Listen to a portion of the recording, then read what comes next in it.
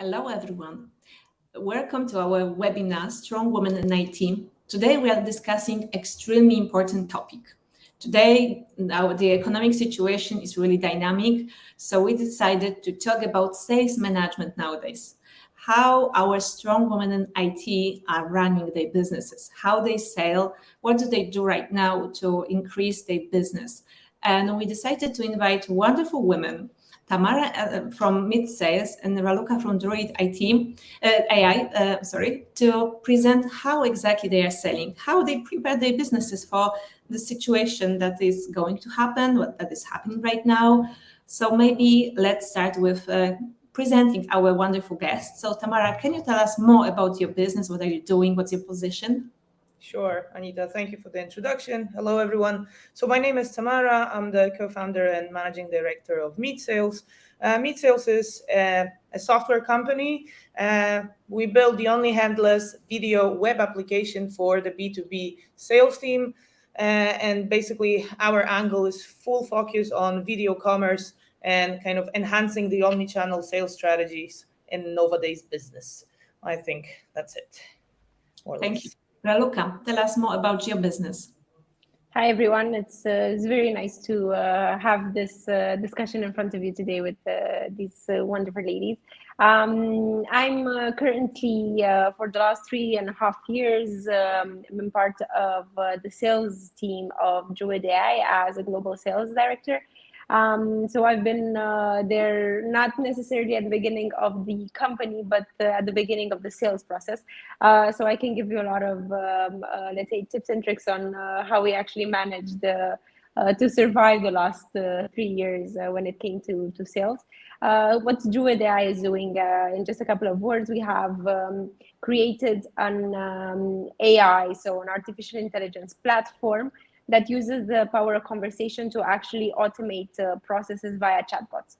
So almost obviously you maybe once in your lifetime have discussed with the chatbot when you wanted to, I don't know, buy a new pair of shoes, or you wanted to buy a gift from for a friend. We're not only doing this part of interaction with customers, but we're also doing looking internally in businesses. Doing automation of the internal processes, so sales, financials, you name it. So this is how we've, what we're doing for the last couple of years, and I think we're doing it quite good. Wonderful. So we already know what are you doing, what's your product and your services. So Tamara, can you tell us more about your clients and the reasons why your clients chooses you? Why okay. Sure. I'll tell you what I can tell you. Basically, to be 100% honest, maybe to the start, we're just like an early stage startup, so we don't have tons of clients. So I guess I'll have less experience than Raluca, but I'll try to share it. Basically, we're targeting SMBs. And when we grow up, we like to believe that we're going to be enterprise-ready software as a service company. So we're targeting businesses, let's say, that have sales teams with more than 5 people in it at the moment. At the same time, sales teams that are following a process. So everyone is, let's say, selling in a same or very similar way. And what can I say? Our clients choose us because, first of all, we are a part of, let's say, this composable commerce world. So basically, thanks to our architecture and API first approach to building software and connecting software, we are able to talk to many other third-party services like CRMs, like ERPs, or like product information management tools. And basically, this kind of approach allowed us to create a video interface. So let's say just like a Zoom, Teams, or whatever you use every day. But during the call, me, let's say as a salesperson, I'm able to pick any product that is available in my company at the moment. I can present it to the client, take him through like assisted B2B shopping experience online, kind of automate, of course, like offerings, orderings whatsoever. I can process the payments while being with a client online, close it, and then manage the relation itself in a simplified, let's say, panel for a CRM. And after all, the whole platform is sending in information to the main CRM. So at the same time, the managers of the businesses, so the managers of sales teams, so our clients, they're super happy because they can basically, let's call it, see what works, what doesn't. As you all know, probably when we were back in the offline sales days, why some of the salespeople were more successful than others was always a question mark or a mystery. Now, when every single action of a salesperson can be tracked via software, we can exactly tell you one sales A is outperforming sales B by 300%, or why sales B is not performing good enough and what is the reason. So I think we're trying to benefit our clients, customers, and our clients at the same time. And this is something that helps our clients to stand out. Also, the simple idea of, digitalization of sales that I'm guessing that we'll be discussing today more in depth is also something that is just extremely hot at the moment, and people just want a good sales tool for it. Okay. Raluca, how would you define your clients? Just to make a link of what Tamara was saying, we're on the other end. So even when we actually started, we focused on actually targeting really big customers. And we knew that it was a challenge even greater than, just to target any customers, because that's how you are at the beginning. Like whoever wants to talk with you, you're just happy. But what we actually wanted to, because our product basically is much more suitable when your internal processes are super complex, and Tamara for sure knows, if you're having a really, really complex CRM system, me as a new employee, it will be absolutely impossible for me to know how to use it from the beginning, And I think because before joining Druid, I worked in Oracle. And you all know about Oracle and their product. They're really, really complex. And one of the feedback that we actually received from customers and also from the department that were doing let's say research was that customers were buying the product, paying a lot of money because like Oracle, these are the the prices that they're having, but they were actually using maybe 10% of what the product was actually doing. When you think about it, they're paying this big amount of money for just using this amount of a product. So that's actually how Druid came into being, because we said, okay, we cannot have this technology go to waste. But it's clearly that the customers will never use it, because you're just, we're routine people, so to say, routine creatures, so to say. So we just, if we learned 20 clicks, these will be the main clicks that we'll be doing every single day, and we will not necessarily be open to learn more. So that's where our product comes into place, because what it does is connects to the system, but brings information much more quicker in front of the final user. So they don't know exactly what kind of system they have in the back. What is important for them is that the information comes in front of them really quickly. So that's the reason why we actually started off by targeting enterprise customers, because the more, the bigger the company, the more complex are the systems. So obviously that's where the need comes. We actually, the first customer that we signed was the largest bank here in Romania. And it was, obviously it was a major success for us. We've automated with them the HR process, which if you think about it, HR, maybe it's not necessarily the top thing that you're thinking when it comes to automation. But it's actually, fast forward in today's world, I think maybe more than half of the projects that we're doing are in HR, because employees are actually having a lot of questions and they don't have enough patience to actually look into their HR profile or to see exactly how many days do I have left, or I want to go on vacation, because we were talking earlier, and apparently none of these three ladies are going to vacation anytime soon.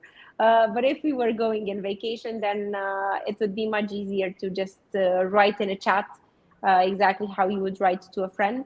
But the chatbot with the AI in the back to pick up the information and pass it on into the organization. So this is how we actually started. Now we're looking also into maybe medium-sized customers, but still our main focus is enterprise. Okay, so now we know your backgrounds, we know what are you doing. So please let's talk about how the situation looks like right now, and how are you organized. So let's start from the beginning. You mentioned that you are using, or you are complying with, different CRMs, but are your teams are using CRMs, and if we can talk about it, which one, and which are really working, because we are our company, we are using HubSpot. Sometimes I look at it and it is really, really complex. It's not easy tool to, for someone from the street and talk about to tell him please work on it, because he or she has to go deeper into it, know the features, understand how it works, how to use it.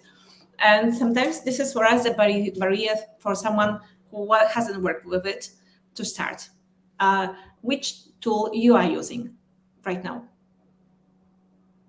Tamara, can you start? Sure, I can. I wasn't sure.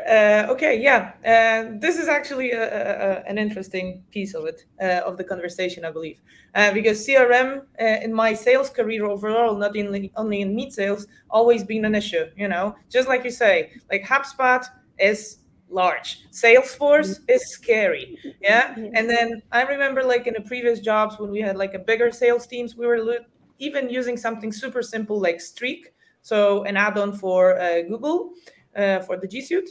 And at the moment, to be honest, I have super small sales team, and my sales team consists of myself. There used to be also a guy who's the junior, and the girl who's responsible for biz dev / marketing. So these three people used to have the access to Streak, but at that particular moment, we're just releasing a new piece of software on our own. And for all I need, really, at this stage, I have it in Meet Sales, and this is why I love it, because this just allows me to fill in the simple data, set up the reminders, follow-ups, and manage my priorities in an easy way. So, yeah, I do believe, of course, that CRM is the only way to manage your sales, and without it, I don't know. I mean, of course, I started years ago without it and just with my notepad, but I don't think it's any good anymore. Yeah, I don't know, Raluca, how you feel about it, but No, yeah. I think the number one pain when you're in sales is CRM, and using the CRM and being forced to use the CRM, because it's always like this. It's never an easy way. Someone is forcing you to actually use it.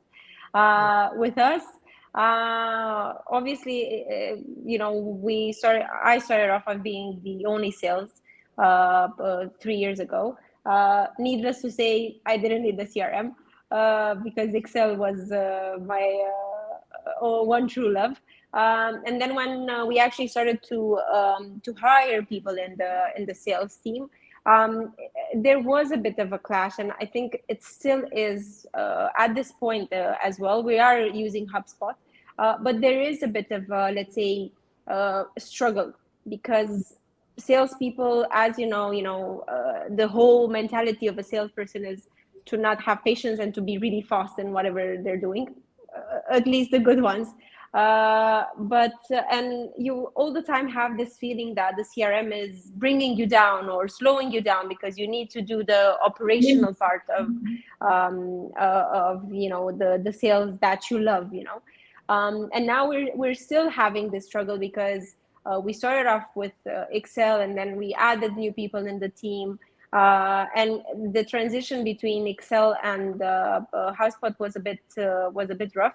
We are still using Excel, but in parallel with HubSpot, we actually involved a lot our marketing team to actually create, because Anita, exactly what you were saying, HubSpot is and not only HubSpot, because if you think about it, HubSpot is not the most complex CRM system that there are there. I mean, given the fact that you start off as having it for free or like really cheap, obviously the modules and the things that you have accessible in it, they're quite low.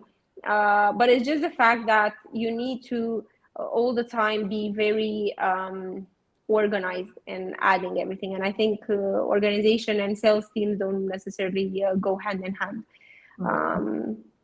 So I think this is something that, but in the same time, we are learning now that we lost a lot of business and a lot of exactly what Tamara was saying, visibility of what is actually happening, just because people were just using their own sneaky Excel, and other people were not seeing what was happening, and information was in 3 different places, and everyone had their own file. And okay, we had a master file, but it was never updated. We all the time had struggles, and because it was getting stuck and everything.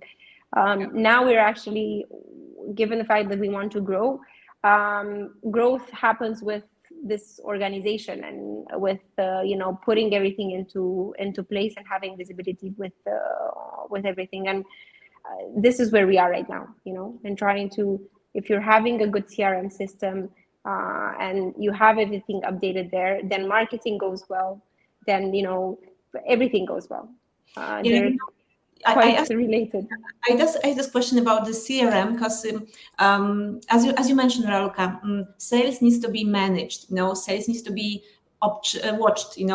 Analyzed, because especially nowadays when there are so many discussions whether we should grow our business, whether we should freeze and wait until the situation be more stabilized. There are different approaches that companies are doing.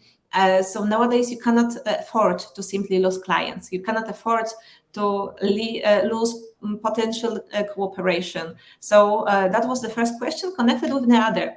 Because when you think about HubSpot, for example, you can simply track, whether someone is watching your offer, watching your company deck you send.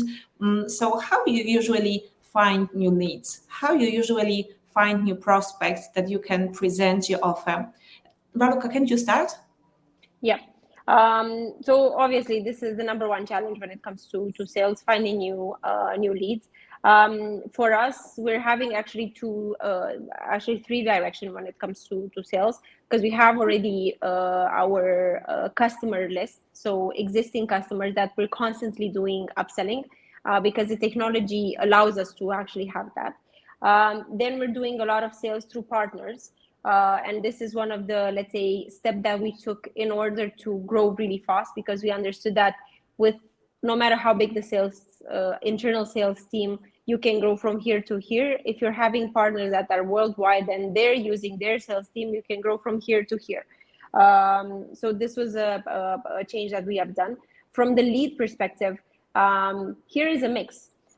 First of all, because I mentioned marketing, honestly, not only the fact that I'm really good friends with our marketing team, but I really see them really, I never saw marketing and sales as 2 different departments. I always saw them interlinked really closely, because I feel that if marketing is not seeing things properly, then they cannot really generate really qualified leads. And then sales is all the time pissed that marketing is not doing a great job and the leads are not quite as high in quality as they would like. So I really feel that there's a really strong link, and we have been working for the last year in actually growing this link even stronger. And another thing that we're doing, so marketing is, I think it's an ongoing engine. Yeah, once you've put it on the right track, it constantly produces an amount of leads that you can work on. The other thing that we have done with our sales team, and I think it's going quite well, is that each of the sales reps are designated areas, so countries that they handle, and each of them have to have a constant list of 50 leads, 50 names of customers that they want to target in their specific in those specific countries. So for example, if I'm handling Poland, I'll make a list of top 50 customers that I want to target in Poland. Then I start calling them. I call them, let's say I call a specific customer and he says, no, I'm not interested. I strike it on from the list and I add a new one, so that I all the time have that 50 list of leads that I'm working on. Because this also brings the consistency, because I think let's say recipe for a good sales is exactly the consistency of their work. So if you're having this cadence of I'm starting with 50 leads, I'm having 10 meetings per week, and then I'm having these many offers that I'm sending and so on, that's how the engine of sales is actually working. The statistics, of course. Yeah, it's a numbers game. Statistics. Yeah, absolutely. It's brutal, but it's true. It is. Tamara, how it's in your case? How do you manage it? I think it's very, very similar. And I totally agree. It is a number of games, even though not every salesperson loves mathematics, but this is how it works. Simple as that. So yeah, referrals and upselling within the companies that we work with. We work with one of the clients who has consists of 75 companies as a group. So there's always an option to upsell within the group. And this is a great option for us to grow. Yeah, absolutely. Then, just like Raluca said, partnership sales is the other thing. Since we are a commerce platform, for us, it's easy and good to partner with software houses that are focusing on e-commerce. They have a lot of leads themselves. We can be, a software that they want to integrate with already existing ecosystem, and everyone is happy. Also, the third-party services like PIMs, CRMs, whatever, the software that we are integrating with, they're also a great source of leads and joint marketing activities with them. This is something that really helps. And I also do believe this is the most beautiful part of your speech, Raluca, that, marketing and sales should be a one family, like a brother and a sister. And this is often lost. And people are blaming each other instead of confronting what is happening out there on the market, discussing it and taking lessons. And I think this is also something that I'm trying to build in Meet Sales, just to make those two teams be one big, let's say, team playing against the same other team. Basically, for me, just like you said, if you have a list of leads, no matter whether it's Excel or CRM, and then I also use the cold calling as a first step in checking if the industry works for me, checking in what are their needs. And every single call, when they reject you, of course, it's a little slap on the face, but this is what you deal with when you sell. But at the same time, every single time, write down the reason why. And after analyzing so many rejections, you are ready for, a better objection handling, a better understanding of the whole process underneath the potential client, and better understanding of the industry. And I believe this is something that really helps to understand the industry and the needs before you go and try to close. And this is something that works. And of course, for me, at least now, when I'm going from zero, hopefully, to hero, and my main goal, of course, is to find a PMF, so a product market fit. I'm just following the industries that already converted to pilots, clients, and so on. And I'm looking for the lookalikes. So this is a very, very simple story. And since, like I said, we're early, so we're working in Poland. Now we're going to make the first steps towards Nordics. And later, once I'm able to grow a little bit, a team probably will enter the DACH market. And this is how I see it, step by step, little by little, and repetitive models. Then this is the only way to do it. Ladies, I have one tricky question, because you both mentioned that marketing and sales should go together. And I totally understand, I agree with you. But I heard lots of voices that when the crisis comes, you cut cut costs, and the first cost you cut is marketing, is communication. So following what you said, cutting marketing and communication means cutting your sales. Do you agree or not? No. Me neither. We never thought about cutting marketing.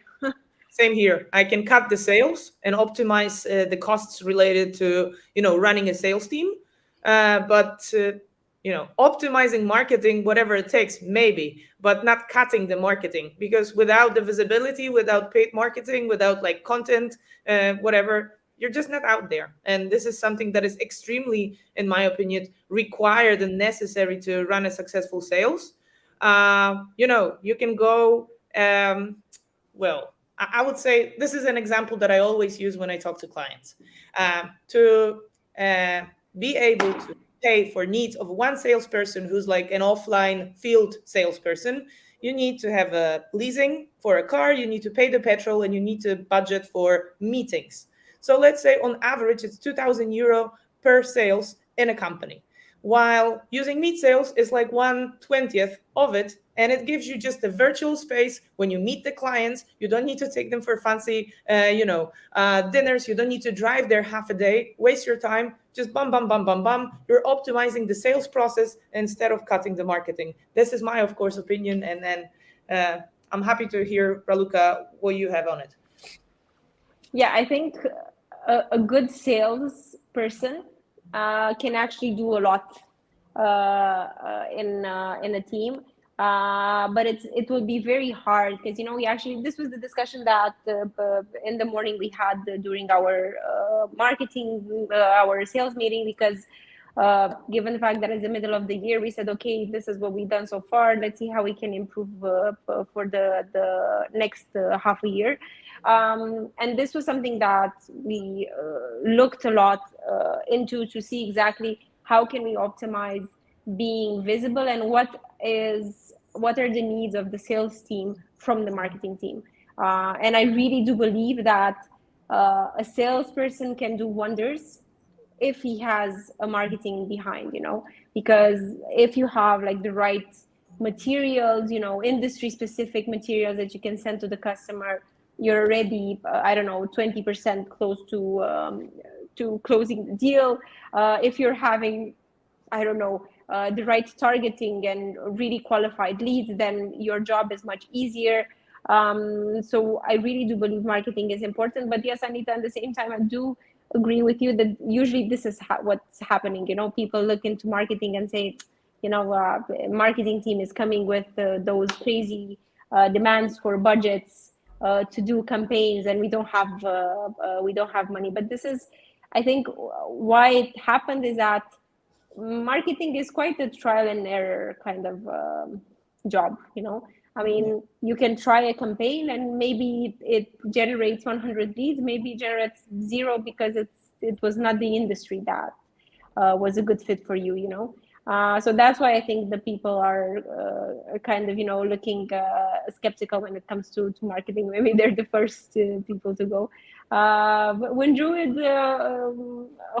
honestly, for the last, since we actually launched the business, our retention rate was very high, and we don't really necessarily like to fire people, but if they want to leave. But this was the good part, that they were very they fell in love with what we were doing, so people really didn't leave. So we didn't have to have these really tough decisions to take. Right. So let's talk about how do you prepare for the autumn, because autumn is usually a moment when on one hand there are really like a harvest of the year, that the biggest sales are during autumn. There are also preparation for the next year, budgets are prepared. So how do you prepare? Do you have a special strategy you can share with us? Of course, if to the amount you can, of course, you are able to, because I can understand that there are some things that you want or you cannot share with us. But can you tell us, how do you prepare for the economic change? Let's name it change, that is going to happen or is happening right now. Because I believe you needed to raise your prices, how your clients reacted, Oh my God, there's so many questions in one question. So let's start from the beginning. How do you prepare, and whether it is connected with price raising your prices? Tamara, can you start?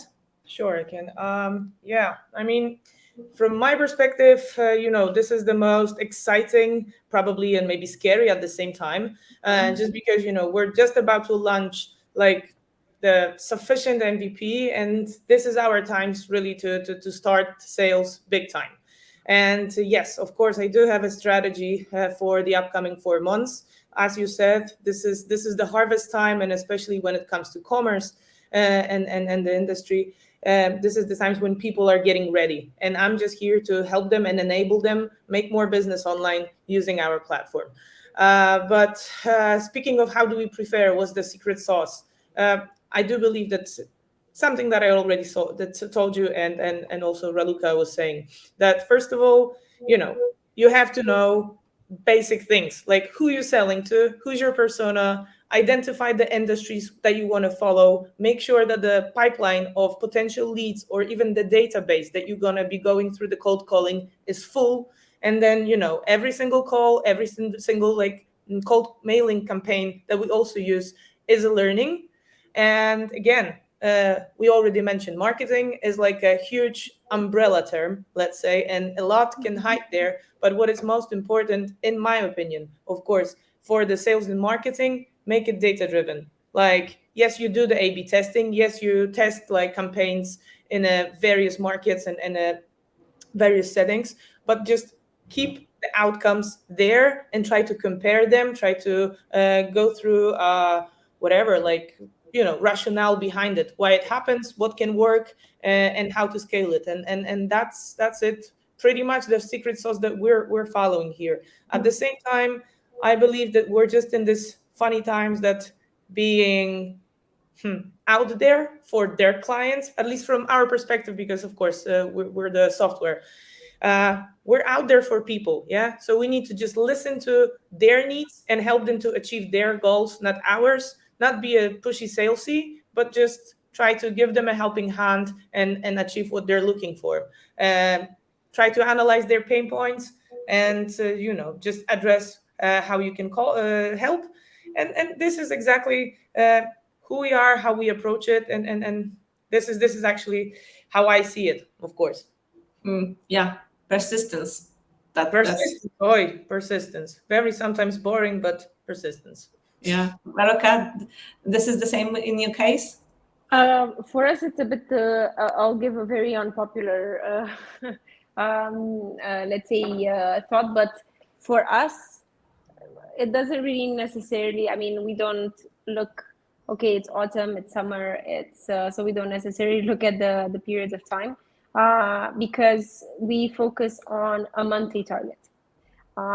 We have this idea that we've been hearing for the last 3 years from our CEO, and we actually do believe it quite strongly, is that the sales team is the only department that's giving the speed of the business. So if the sales team is not consistent enough, is not working into a rhythm that is the right one, then this is how the company would look like.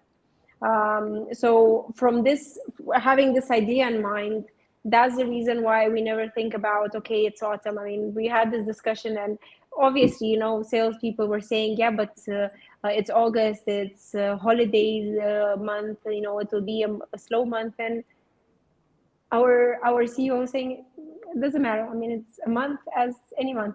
We need to reach our target each and every month, especially because we're VC funded. So obviously they're looking at numbers and excuses like I'm sorry, but it was summer and people were going at the beach. They don't necessarily fly with them. So I think the speed that I think speed is something that I think we're all the time hearing consistently in the sales team, and I think it's something that is super important to have in mind. And we were actually discussing today that it's one thing to do the target. So most probably Tamara, set a target for this year.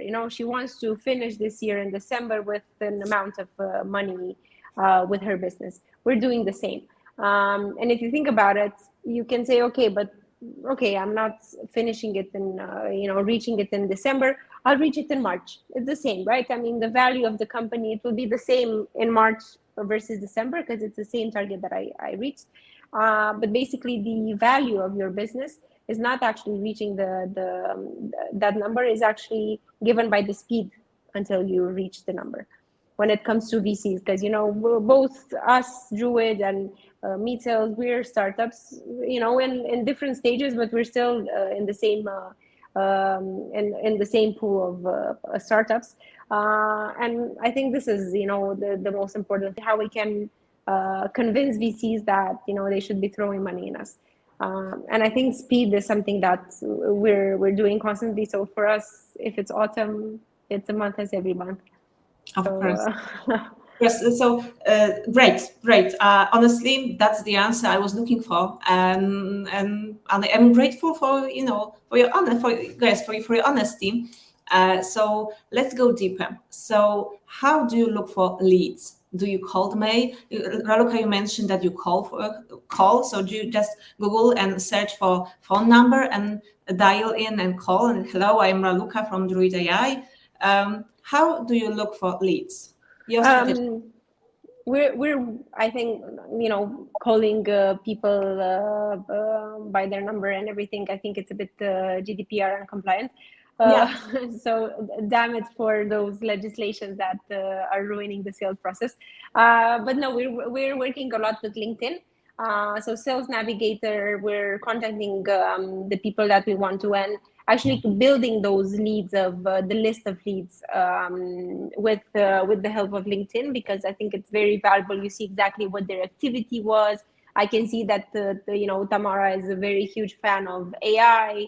She's all the time, liking articles regarding conversation automation and everything. So I see that she would be the right person, at least to start a conversation. So I think LinkedIn, from this perspective, is it's a very helpful tool. Also, it was harder, when the pandemic started. Now, live events started to happen for the last year, actually.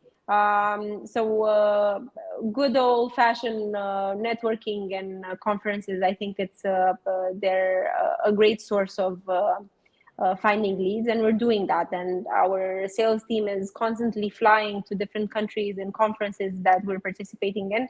And this is how we're actually building our list of leads. So I still believe that, meeting people from time to time, it is quite valuable. But in the same time, I'm very in the same lines with Tamara in regards to the first meetings can happen. We've done sales during the pandemic in our pajamas. I mean, no one was doing going to sales meeting. Everyone was at home. Businesses worked. I mean, okay, there were some businesses that didn't work, but most of the businesses worked. So it's absolutely a clear indicator that this type of sales works very well. But at the same time, I feel that a mix. We've done a statistic, because we were talking about data and everything. We actually did a bet within the company that from the customers that the list of customers that we have signed, how many were signed by seeing the customer at least in the final, let's say, step of the sales process. Not at the beginning, of course, not the first meetings and everything, but if at one point in the sales process we actually met face to face, and I think 95% of the leads that we closed were within these lines of seeing the customer at least once. Wow. So this is something that it works for us. I honestly believe that in the same time, it depends on the type of product that you're selling, obviously.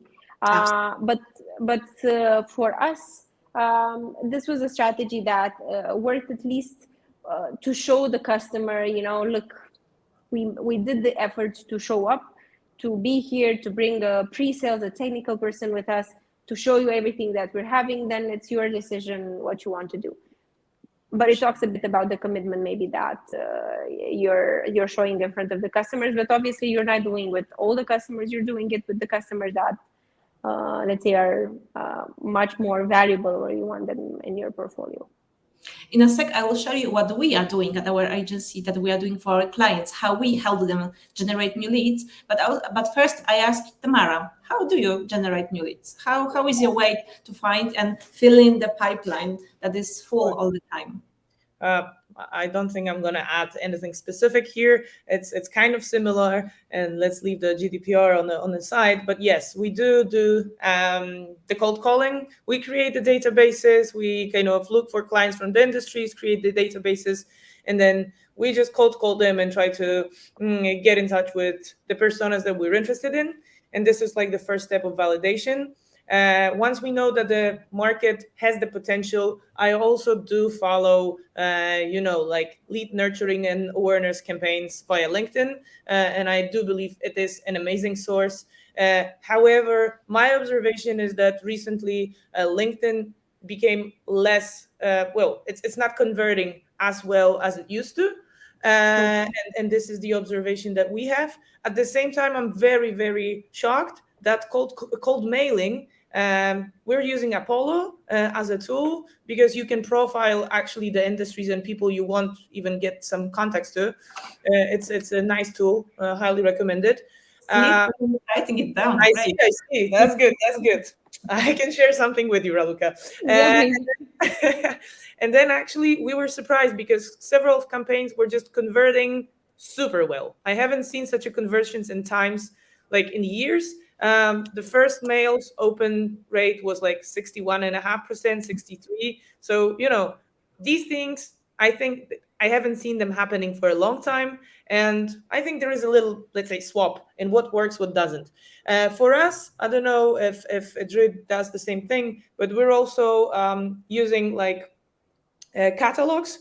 So something like a Capterra, G2, just being out there, and trying to be positioned as the software for the sales enablement. And then the leads are just coming in.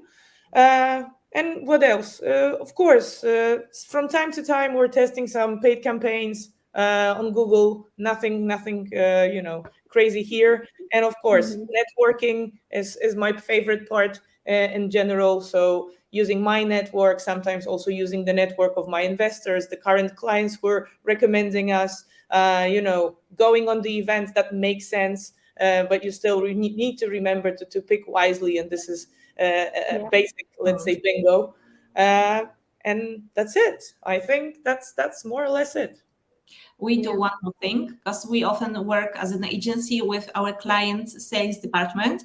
And the thing that is often worked is we prepare like white papers or ebooks on a really certain issue dedicated to industry that our client is selling some services or products. And this issue is presented in the way that is interested for the potential client. So there are some statistics, some ways how to be more efficient in the certain industry. And this is a great tool because you have this for free.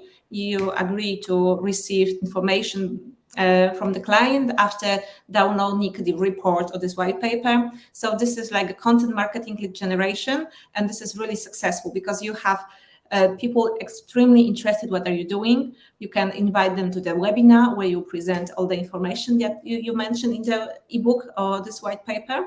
And that's really a great way to find new potential leads. And the other thing is to think about reports. But these reports should be really precise and give answers to the questions your clients often ask. Because when you think about your clients, they often are really busy. They simply don't have time to analyze sometimes the market so deeply as you can. So that's why you prepare some reports, and these reports present like a birth view of what is happening in the industry. And on one hand, you can use this to media relation and to have media coverage. So you have like a branding in the media. On the other hand, everyone who will download these reports will be in your base because you have certain boxes that allows you to contact those people.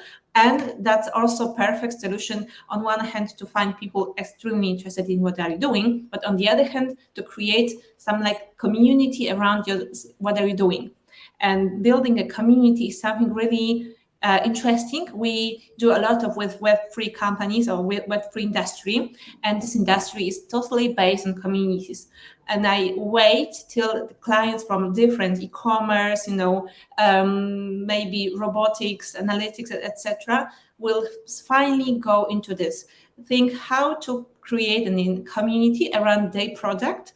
That the community will share the knowledge, will think how to, for example, Tamara, how to best use mid sales to increase their sales, how to share like peer-to-peer the knowledge from the how to make it work more efficiently, how to make it more successfully.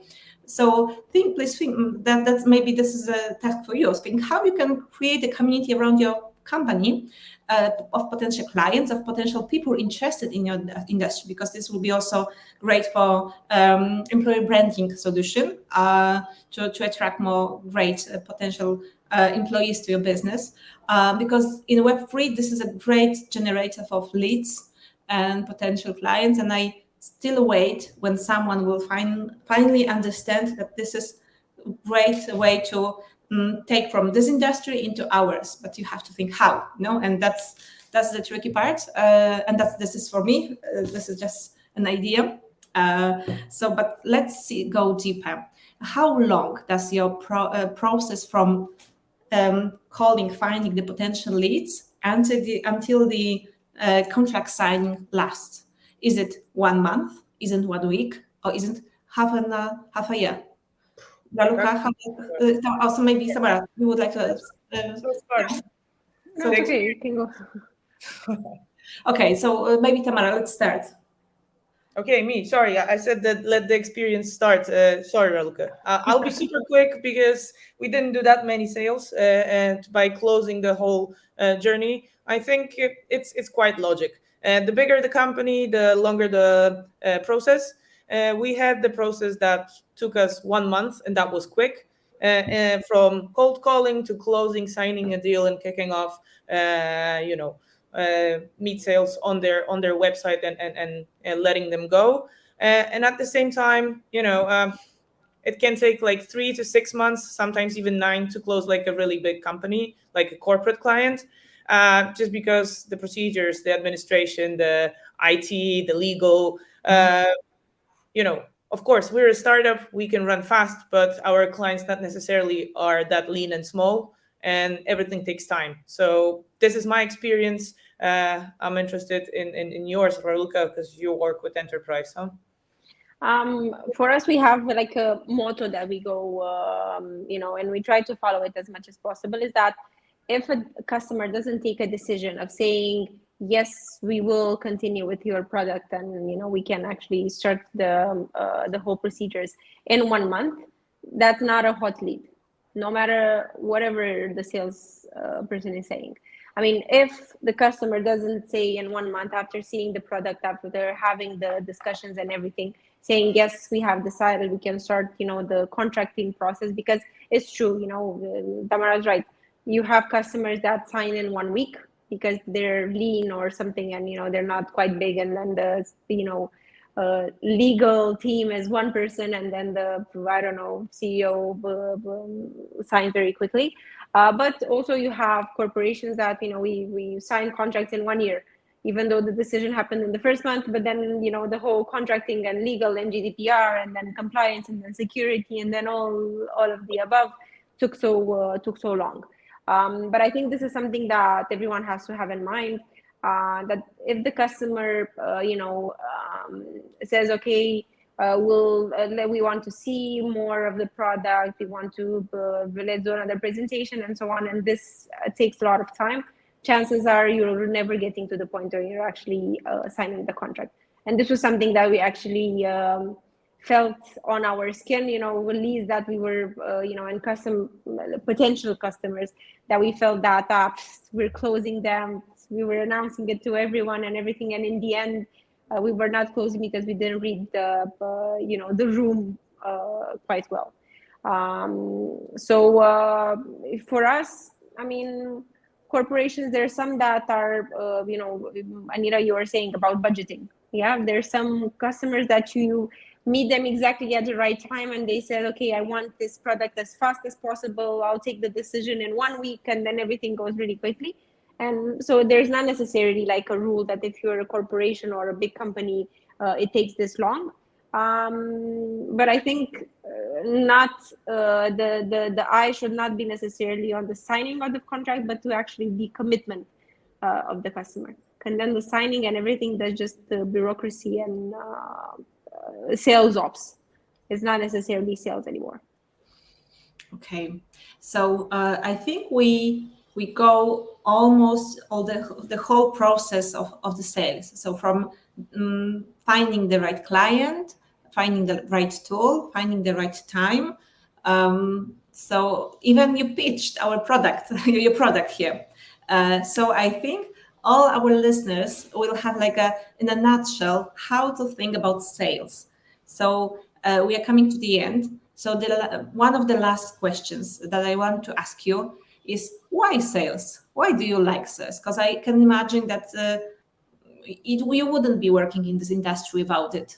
So Tamara, why do you work in such an industry? Why you decided to go deeper? Why you decided to devote part of your life into exactly this dynamic, full of uncertainty, but also full of saying no industry? Yeah. Well, I'm gonna answer it as a woman. Okay, I'm a Gemini, and I love when a lot of is happening. Sales and a lot of chaos and changes makes me, inspired and kind of motivated to do more. Originally, I was trained at the uni to be a psychologist, so that gave me a better perspective on understanding people's needs and how to please them in a sense. So I have a good background to an ability to listen to people. And when I finished the uni and came back to Poland, I decided that this is maybe a time to, let's say, try my psychological skills in a more positive manner than just being a therapist, because it was quite depressing working with people with problems. And I decided that sales might be the thing. I started, it worked well. Ever since I was at the uni, I was also doing inbound calls and weird sales. And then at some day, I kind of realized that, the IT scene in Poland and software houses are undergoing a big boom. Let's see what can be there out there for me. And this is how I started. And I just do believe that there is a lot of people skills, a lot of guts, and a lot of ability to juggle many topics at the same time, and being a good listener. And I believe I am a good listener. So it makes me wake up in the morning and jump out of bed to just hit it. And I love it. Yeah, I think, good salespeople really listen to others, not only talk because they are really talkative, but also they are able to elicit from others their needs and fill in or use the words that will show that they understand. And this is a wonderful way to sell. How is it in your case, Raluca? Why you are working in sales? I'll do the same as Tamara. For me, it's even worse. I'm really, really bad at math. So finance department was not a go for me at all if I wanted to, I don't know, just kill a business. So for me, sales was, I think, firstly, a choice given the personality that I had. Then yes, having this ability, I think it's a challenge as a salesperson, because if you're in sales, you're a typology of person, like really open, really talkative. You interact really well with people. The challenge is to actually do the 80-20, rule of letting the others talk 80% and for you to talk 20%. So that's quite the challenge. But for me, I think sales, what I always like, because I've been doing it for quite some time, it's never boring. I think this is, it's the days are never the same. The customers are never the same. Even though you're selling the same product, you're all the time selling it differently because the person in front of you is different. So I think this is a challenge that keeps us, let's say, engaged. And I think this is why people like to be in sales. Wonderful. It is the answer that if I was looking for someone to sales, you would definitely convince me that you are the perfect salesperson. Absolutely. So, ladies, thank you so much for sharing your knowledge, for sharing your experience, and sharing your secret sauce. How do you sell? I hope and I strongly believe that this was a really useful webinar for others to understand how to think about sales nowadays, how to approach it successfully. Next month, we are going to talk about how to develop your career in the corporation, because not everyone wants to have their own company. There are lots of wonderful women who wants to be successful in corporation. So we are going to talk with great women to talk about exactly what they are doing.